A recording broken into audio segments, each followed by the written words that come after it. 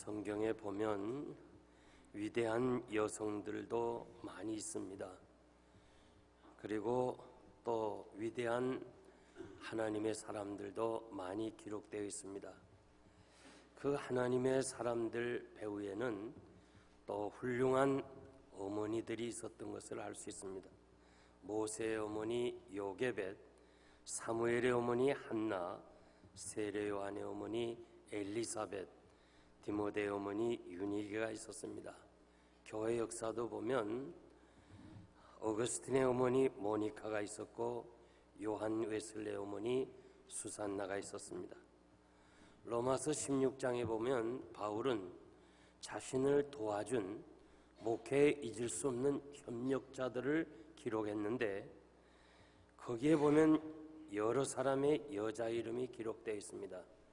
제일 먼저 베베, 교회 일꾼이요 우리 자매라고 소개합니다. 성경에서 그 당시에 이 남자가 아닌 여자를 소개하는데 이것은 남존 여비가 심했던 조선시대에 고지식한 노인에게 보내는 편지에 젊은 여자를 소개하는 것이나 다름없는 것입니다.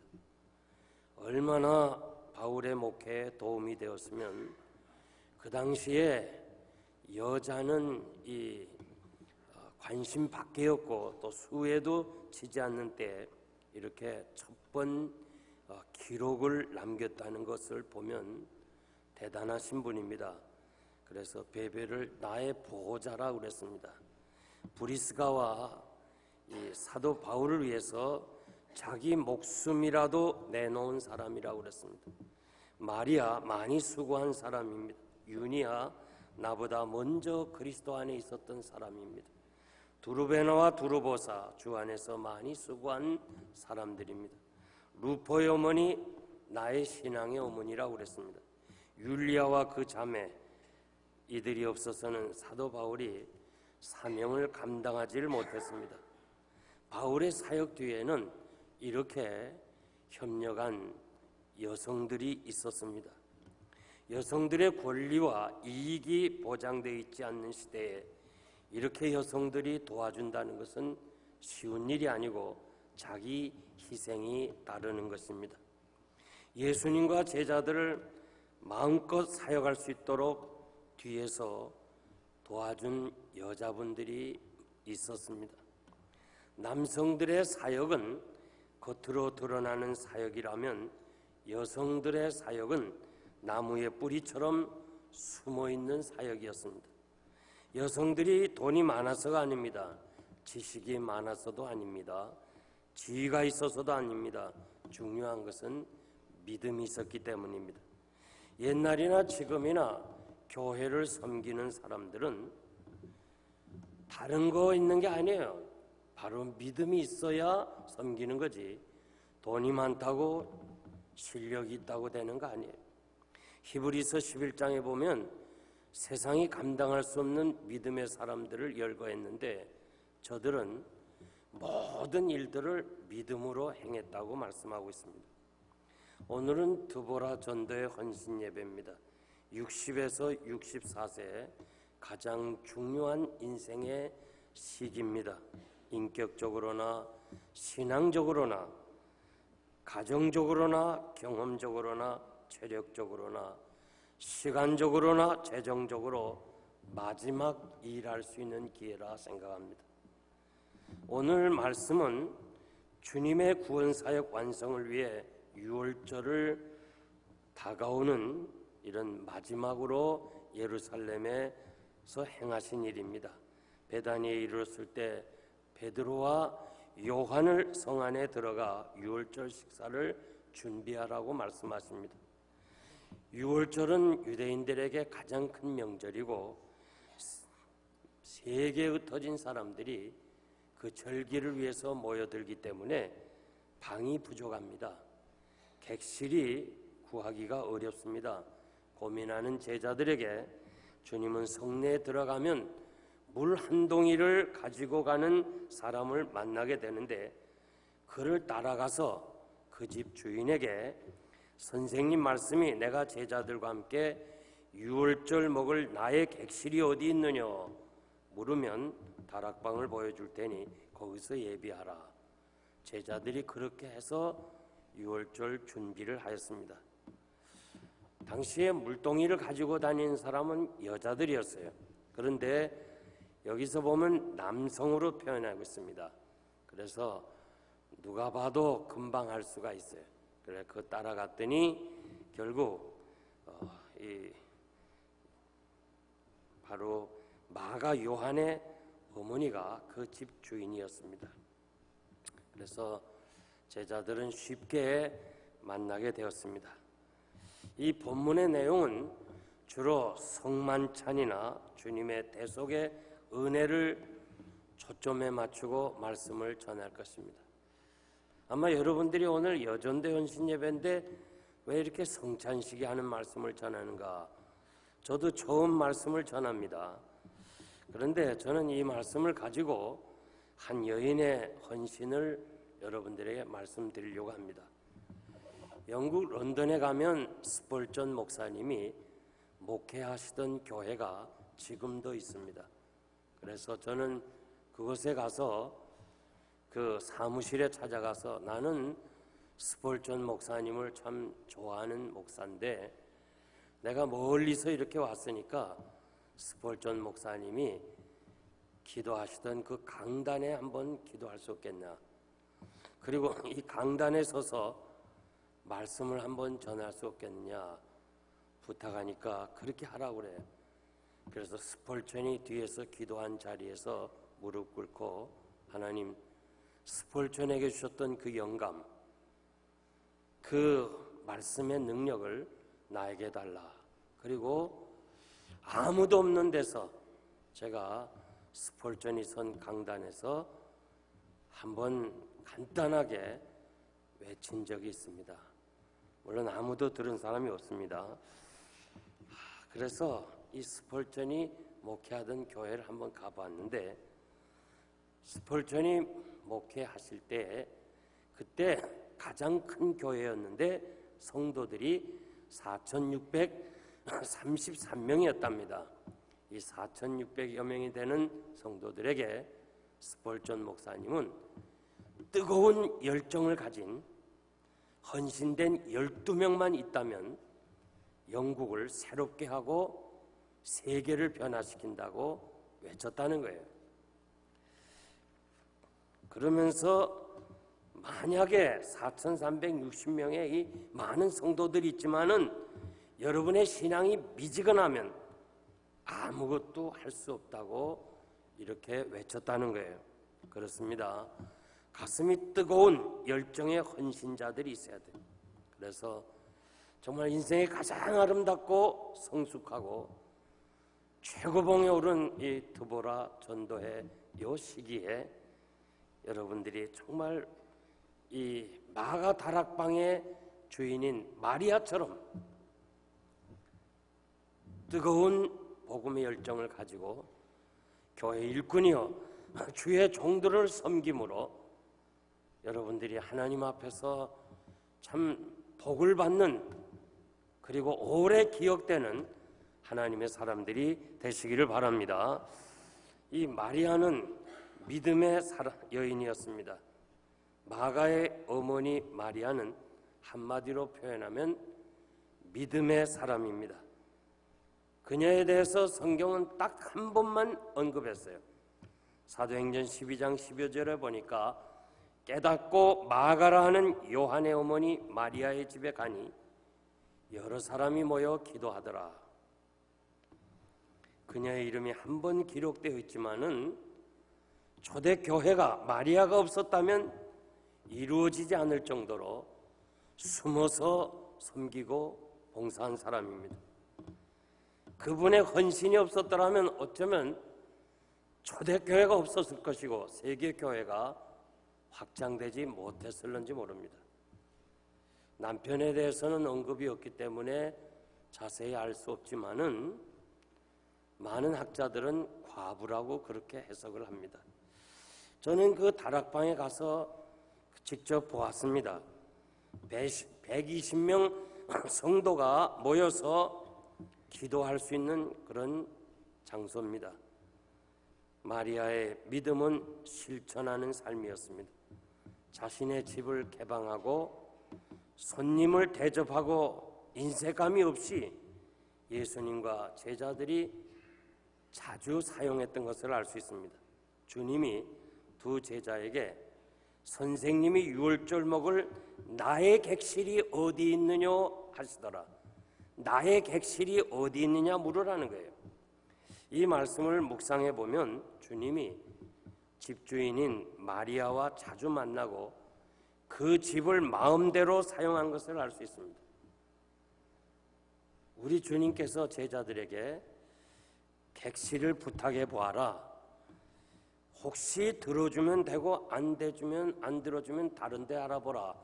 그렇게 말씀하실 수 있는데 아주 이건 나의 객실이 어디 있느냐 자기 것처럼 그렇게 말씀한 거 보면 마리아가 얼마나 주님과 제자들을 위해서 그 집을 오픈했는가 우리 알 수 있습니다. 우리 주님이 부담 없이 자기 집처럼 사용했습니다. 이 말씀 보면 마리아는 자기가 가진 모든 소유를 주님이 원하시는 대로 사용하십시오. 자신의 모든 것을 주님께 맡겼는 것이고 이렇게 어렵고 힘든 시대에 예수 잡아 죽이는 시대에 예수 따르는 사람들을 감옥에 가게 하는 그런 시대에 전적으로 협력했다는 것은 생명까지 주님께 드린 헌신자입니다. 믿음이 좋은 사람에게는 지금도 목회자가 부담 없이 이야기할 수 있어요.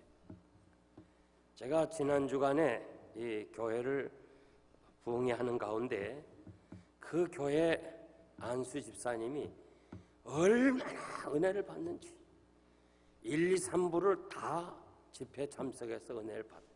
너무너무 기뻐해요. 그게 뭐 하냐고 물었더니 자기가 시리 헌터라고 하는 유명 그 모자 제품을 만드는 회사를 하고 있어요. 미국에서 단 한 군데.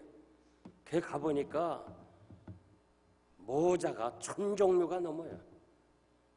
그래서 초면이지만은 내가 좀 달라고 그랬어요. 믿음이 좋으니까 뭐 달라. 또 오시라고 그래요.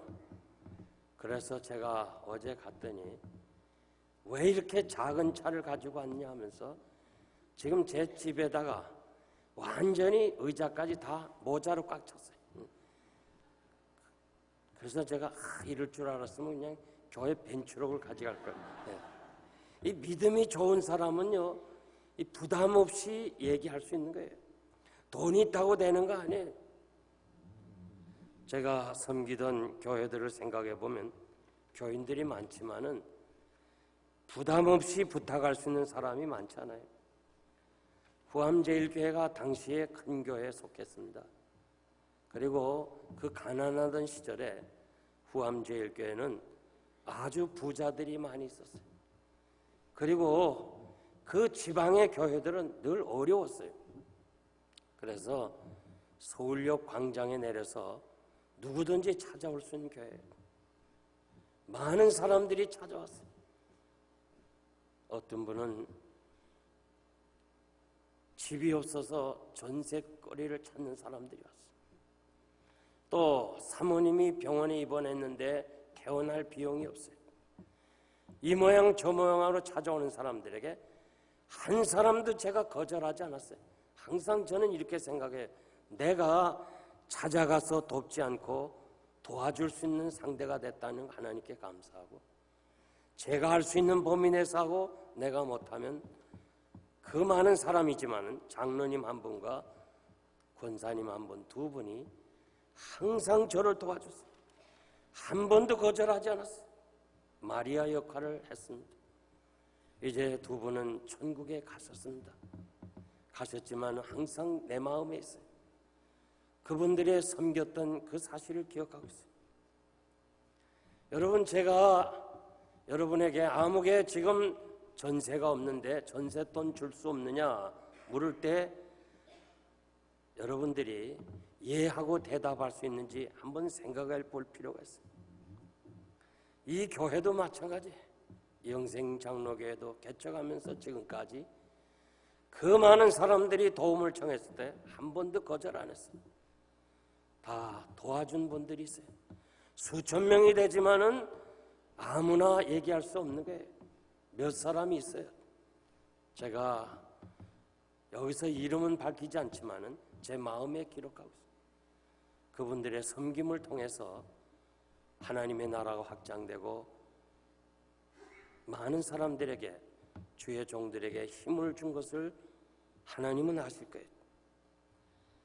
드보라 전도 회원 여러분, 제가 예수님처럼 여러분에게 한 2,000불 필요하니 가져오라 이렇게 묻거나, 혹은 우리 분목사나 여전도사님들을 보내서 지금 이 목사님이 지금 2,000불이 필요한데 좀 가져오라고 그러는데 좀 주세요 그럴 때 여러분 어떻게 반응을 하겠어요? 저는 세 가지 반응이라고 생각해요. 목사가 뭐 내게 돈 맡겨놨나 달라 그러게, 그런 사람. 두 번째는 어디다 쓰렵니까? 물을 사람. 세 번째는 예 드리겠습니다. 난 여러분들에게 대답하란 말은 하지 않지만은 오늘 정말 이 마리아의 그 신앙의 본을 보이면서 여러분 마음속에 한번 대답해 봐요. 믿음은 말로 보여주는 거 아닙니다. 실천입니다. 삶입니다. 교회 안이나 가정이나 사회에서 몰라서 문제가 아니에요. 삶이 없어서 문제예요. 성경에 대해서 얼마나 많이 알아요. 요즘처럼 설교를 많이 듣는 때가 어디 있어요? 24시간 들을 수 있고 언제 어느 때로 들을 수 있어요. 한국 식료품 가게 가면, 뉴욕이나 뉴저지 가면 설교 CD가 그냥 막 나쁘게 표현하면 쓰레기 처분식으로 그렇게 식당 주인이 고민할 정도로 갖다 놨어요. 많이 알아요. 난 앞으로 목회자들이요 얼마나 설교하기 힘들까. 왜? 교인들이 너무 많이 하니까. 그런데 실천이 없어요. 행함이 없어요. 하나님 앞에서 성경 많이 아는 거 그거 중요한 거 아니에요. 성경 뭐 100번 읽는 거 그거 그렇게 큰 의미가 있는 거 아니에요. 단 한 번이라도 실천하는 믿음이 가치가 있는 거예요. 아무리 설교를 많이 듣고 자기가 성경을 많이 묵상하고 해석한다 할지라도 그 말씀대로 살지 못하면 그건 하나님 앞에서는 무의미한 거예요. 우리는 성공한 사람들의 이야기를 듣기를 좋아해요. 책방에 가보면 성공한 사람들의 비결을 많이 해요. 이야기를 듣거나 책을 읽어보면요 다 아는 거예요. 우리 다 아는 상식이에요. 근데 왜 우리는 성공 못하느냐? 실천하지 않았기 때문에 그래요. 몰라서가 아니에요. 실천하지 않아서 그래요. 설교를 100번 들어도 순종하지 않으면 기적을 체험할 수가 없는 겁니다. 영혼이 떠나면 사람은 그대로 있지만 죽은 거예요. 영혼이 떠나면. 마찬가지로 행함이 없는 믿음은 죽은 것이라고 그랬어요. 말씀대로 들은 대로 순종하는 실천의 믿음은 쉬운 것은 아니지만은 그러나 그 말씀대로 내가 살려고 실천하면 감당할 수 있는 힘도 주시는 거예요. 하나님 모세에게 너는 애굽으로 가라 할 때 모세는 자기가 80이에요. 시편 90편에 보니까 자기는 이제 마지막 순간 하나님 앞에서 설 때를 준비하는 거예요. 그분 얘기는 인생은 70이고 건강하면 80이다. 80을 자신의 생애 마지막으로 생각했어요. 그런 때에 하나님이 부르시니까 나는 못하겠습니다. 나이가 많습니다. 40년 떠나와서 애굽 말도 다 잊어버렸습니다. 보낼 자를 보내주시면 감사하겠습니다. 왜요? 자기를 생각해서 순종하기가 힘들었어요. 그럴 때 하나님께서 가라고 하신 거예요. 가면서 은혜를 주셨어요. 말 못하니까 형 아론을 만나게 하셨고 힘이 없으니까 바로 왕 앞에 설 때 하나님께서 능력을 주시는 거예요. 요단을 건널 때 물이 갈라지고 걷는 거 아니에요. 제사장들에게 하나님의 언약궤를 메고서 물이 창이란데 발을 들어서라는 거예요. 왜? 하나님의 임재, 하나님이 함께 하시니까 들어가라는 거예요. 거기에 역사가 일어나고 요단강이 갈라지는 기적이 있었어요. 여러분, 하나님이 나와 함께 하심을 확실히 믿는다면 우리는 우리 형편이나 상황이나 나의 어떤 한계성 그런 거 인정할 거 하나도 없어요. 무조건 하나님이 함께 하시니까 난 할 수 있다. 이것이 바로 신앙인의 자세입니다. 이것이 믿음이에요. 믿음은 이론도 아니고 정신적 수양도 아니고 있어도 좋고 없어도 좋은 그게 아니고 실천하는 거예요. 삶이에요.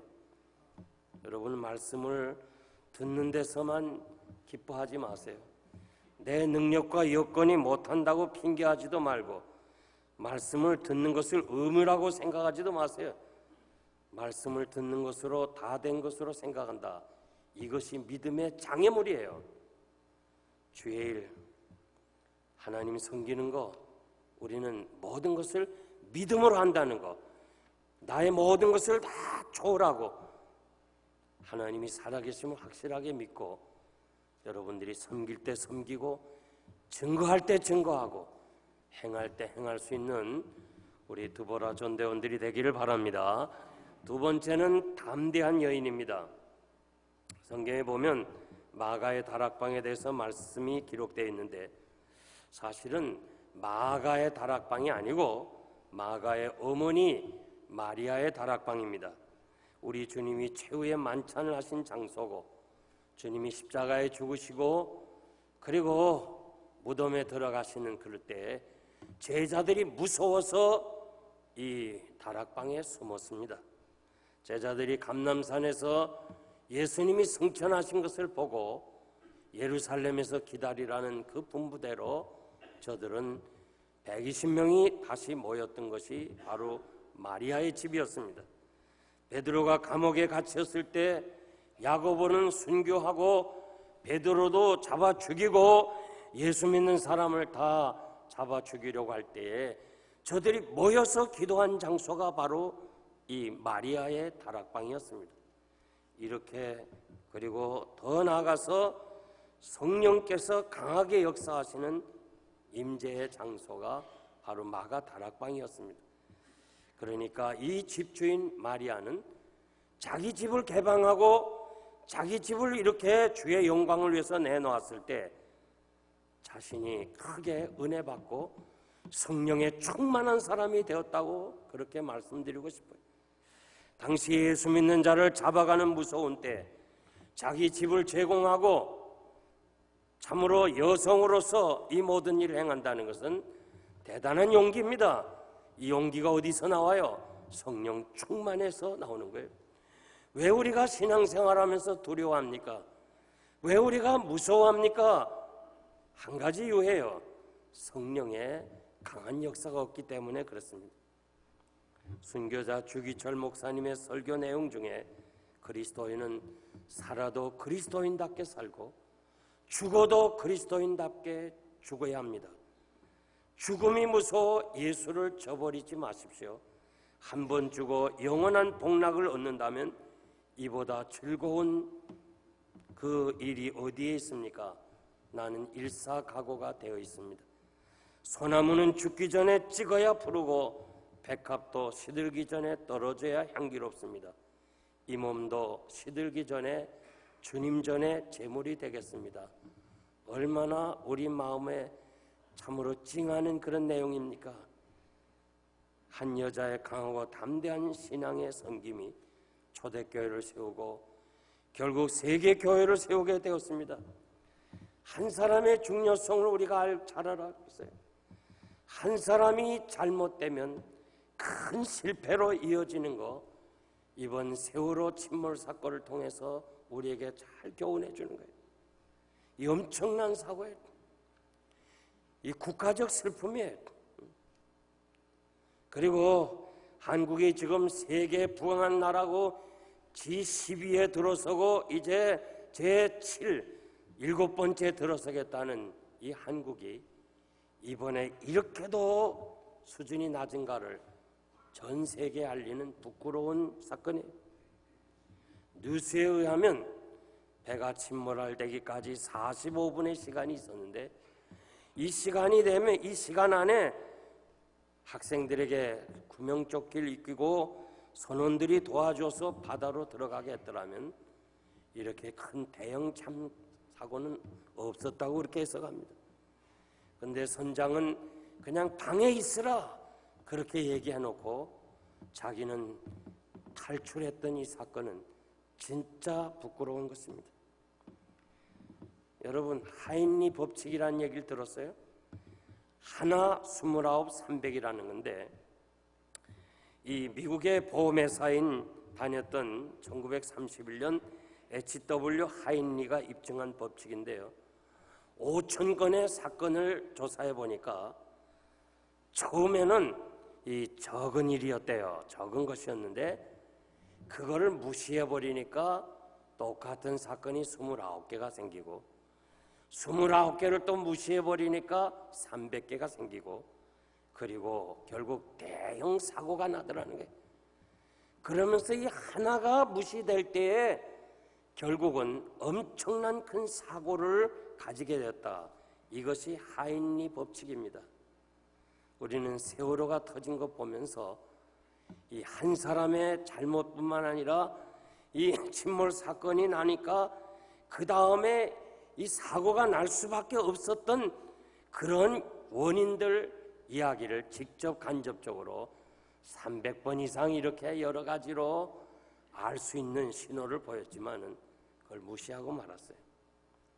이 작은 일에 주의하지 않아서 큰 대형 사고를 맞이한 것처럼 우리가 신앙생활하면서도 한 사람의 중요성을 알아야 돼. 나 하나가 바로 설 때 결과가 엄청난 것이고 나 하나가 바로 서지 못할 때 무시할 것 같지만 그것이 큰 일을 벌어진다는 걸 생각하고 우리 드보라 전도연 여러분들은 한 사람 한 사람이 하나님 앞에서 강하고 담대한 성령 충만한 하나님의 사람들이 되시길 바랍니다. 이제 마지막으로 본이 되어준 여인이었습니다. 이 세상에서 성공한 사람들을 연구해 보면 그에게 영향을 준 사람들이 있습니다. 마리아에게는 아들 마가 요한이 있었습니다. 마가는 로마식 이름이고 요한은 유대식 이름입니다. 여러분의 자녀 중에서 영어 이름이 있고 한국 이름이 있는 것처럼 마가는 바로 이 두 가지 이름을 가졌습니다. 성경 마가복음을 기록했습니다.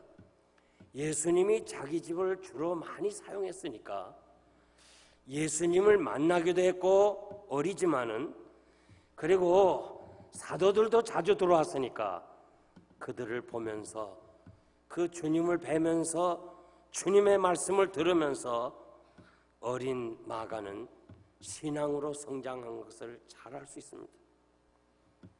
자기 집에서 기도하다가 성령의 강한 역사를 자신도 체험했다고 저는 해석하고 싶어요.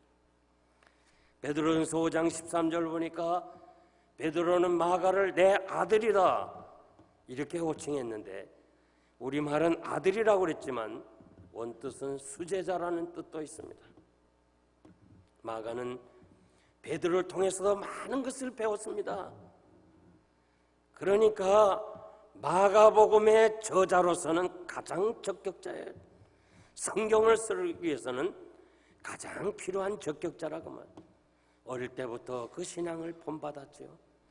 예수님을 직접 배웠지요. 제자들과 직접 만났지요. 베드로 같은 수제자 그 밑에서 수제자가 되었으니 마가복음을 기록할 수 있습니다.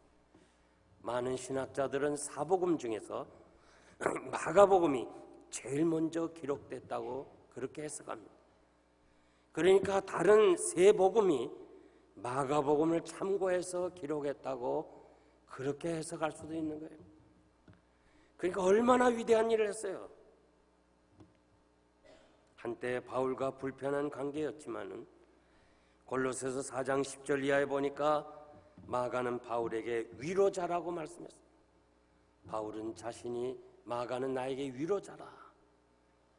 그리고 디모데후서 마지막 서신에 보면 마가를 데리고 와달라고 부탁을 했어요. 아마도 외롭고 힘든 노사도 임종을 알아보고 그 순교를 내다보는 바울에게 마지막에 큰 위로자가 되었을 것입니다. 여러분, 어릴 때 철저하게 아이들을 교육을 잘 시켜야 돼. 아이들이 무엇을 보고 자라겠어요? 부모의 신앙, 어머니의 신앙 보고, 그리고 가정이 신앙의 환경을 조성해 줘야 돼요. 여러분의 가정에 누가 자주 오느냐, 이것도 대단히 중요한 거예요. 애들이 뭐 안 보는 것 같고 쟤들이 뭘 아는가 싶지만은 그거 다 알고 있어요. 아이들에게요, 너무 공부하라 그러지 말아요.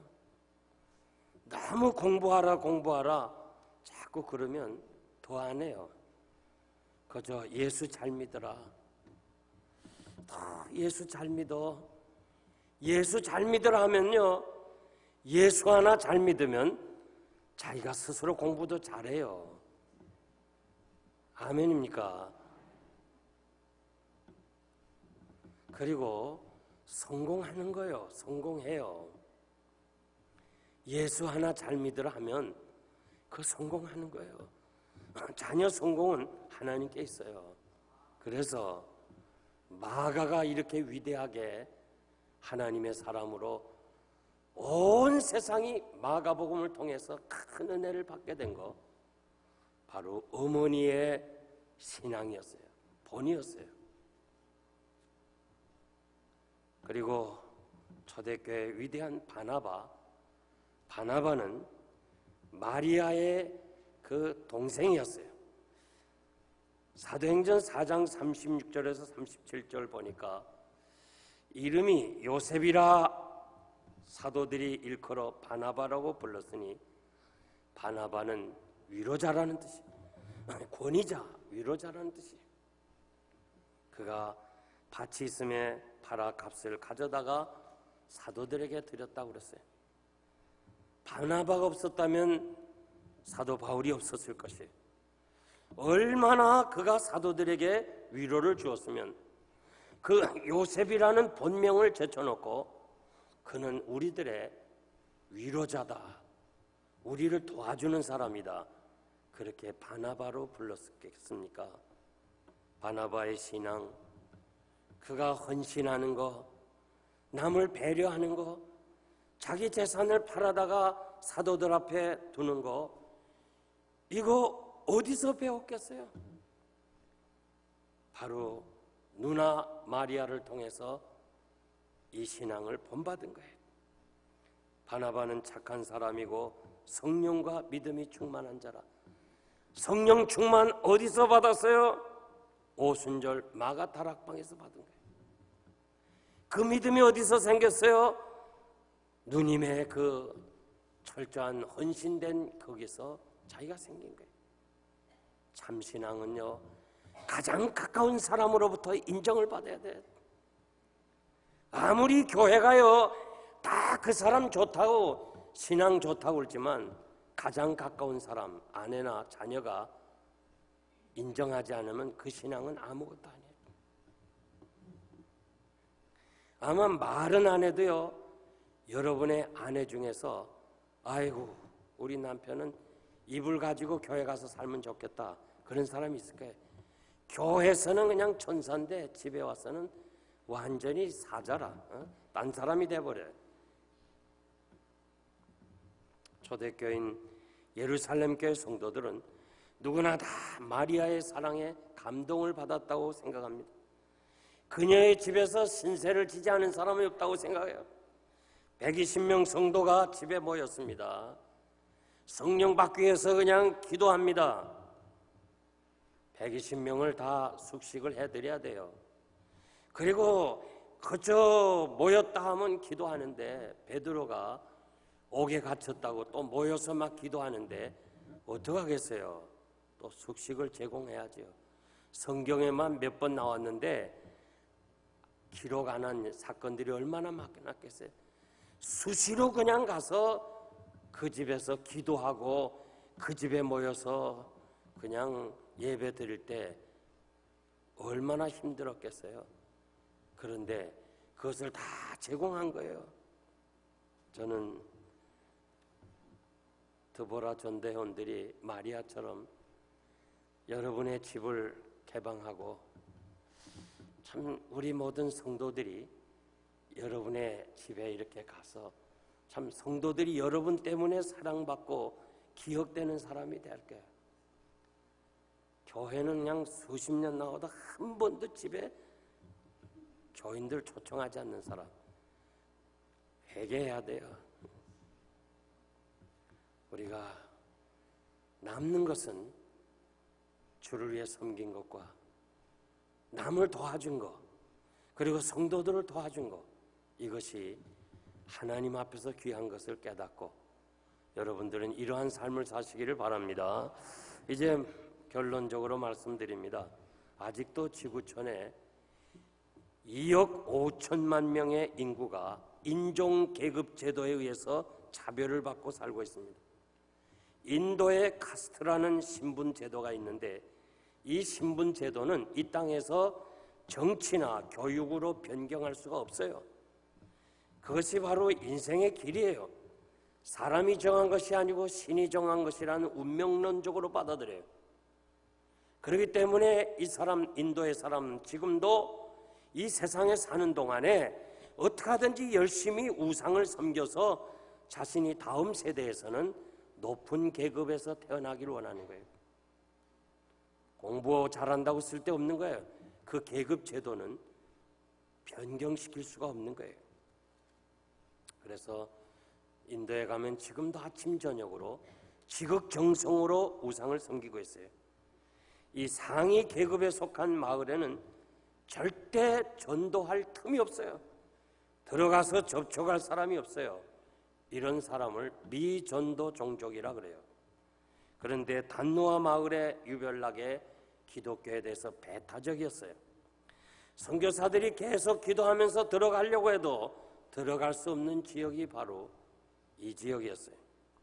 그런데 이 마을에 다른 지역에서 사는 기독교인 자매가 시집을 오게 되는 거예요. 지금도 인도에는 할아버지끼리 서로 얘기해서 그 배우자를 만나게 하는 거예요. 그러니까 이 기독교인 자매가 그 사실을 알고 자기 부모에게, 할아버지에게 나 그 집에 안 가겠다, 시집 안 가겠다 울면서 호소해도요 어른들이 정해서 가라면 가야 돼. 어떻게 막을 수가 없어요. 그래서 그 집에 울면서 가면서 이 자매가 자기가 다니는 교회 목사님에게 기도를 부탁해요. 목사님, 내가 그 집에 가서 복음을 전하는 선교사가 되도록 기도해달라. 그래서 그 집에 와서 그 완악한 사람들을 어떻게 할 수가 없는 거예요. 그저 마음속으로 기도만 하고 있었는데 어느 날 그 시아버지가 당뇨가 심해가지고 다리를 잘라야 되는 거예요. 안 그러면 죽어요. 그래서 자녀들이 병원에 막 가자 그러는데 아버지는 난 죽으면 죽었지 다리는 안 자른다. 차라리 죽지 내가 병신대 사냐 하면서 가정이 싸우고 힘들어져요. 그럴 때 이 며느리가 아버지 제가 한번 기도해 드릴까요? 이 마지막 지푸라기 심정을 가지고 그래 한번 기도해 달라. 이 자매가 기도했더니 아버지가 다리를 잘라야 되는 아버지가 기뻐 뛰면서 그냥 기적을 베푼 거예요. 믿습니까? 믿습니까? 난 믿어야 된다고 생각해요. 그래서 이 아버지, 시아버지가 온 식구들 다 모아놓고 우리는 이제 예수라는 신을 믿어야 된다. 성경에 뭐라고 했어요? 너와 내 집이 구원을 얻으리라. 주 예수를 믿으면 너와 내 집이 구원을 얻으리라. 특히나 이런 지역에서는요, 애들을 전도해 소용없어요. 할아버지 제일 윗사람이 가지마 하면 못 가요. 그런데 제일 윗사람 할아버지가 변하면 가자 하면 다 가요. 그래서 터키에 가보니까 선교사님들이 애들 전도하지 않고 할아버지 할머니 전도해. 가서 그냥 침술 놔주지, 그냥 뭐 먹을 거 사주지. 그 할아버지 마음을 감동해서 할아버지가 야 이젠 교회 나가자 하면 다 나가. 그래서 나는 사도행전의 이 말씀이 이거구나. 주 예수를 네가 믿으면 너와 내 집이 구원을 얻겠다는 것을 거기서 비로소 깨달았어요. 이 여자가 한 사람의 헌신이 복음의 통로가 되었고, 그것이 선교사가 들어가는 길이 되었고, 그 아버지 집에 온 식구 친척들이 직접 눈으로 보았으니까, 하나님이 살아계신 걸 보았으니까 바로 그 집이 교회가 된 역사가 2010년에 일어난 사건이에요. 보세요. 한 사람의 그 자매가 하나님 앞에 기도하고 헌신할 때 그 완악한 여리고성이 무너지잖아요. 한 여자 마리아의 헌신이 초대교회를 세웠어요. 우리는 베드로가 중요하고 바울이 귀해요, 교회사에서. 그런데 이 베드로나 바울을 뒤에는 이름도 없이 빛도 없이 정말 누가 인정도 안 해주는, 성경에 딱 한 번밖에 안 나오는 마리아의 헌신이 있었다는 것을 우리는 잊을 수가 없는 것입니다.